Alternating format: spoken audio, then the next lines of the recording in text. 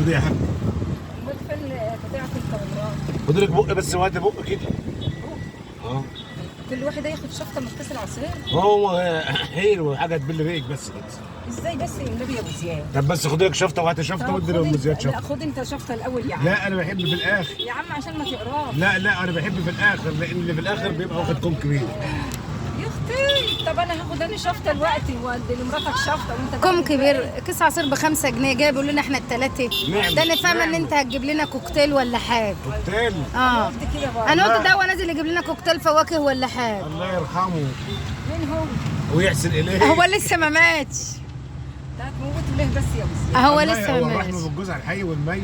طيب الوقت خد اشرب الاول. طب بس باللي ريقك انا هشرب كده. انا الاول. لا لا باللي ريقك باللي ريقك كيس بس. عصير واحد لنا احنا الثلاثه ده انت ربنا هيحاسبك.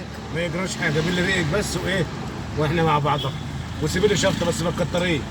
ما كترش. شويه صغيرين كده عشان غيرك بس. اشربوا يا ماما ما تدلوش حاجه. ملوش هيرجع يعيط. لا ما تشغليش بالك اشربوا ما عشان تدلوش. افرج عليك الدنيا انت وبيني. شفت يا ستي؟ شفت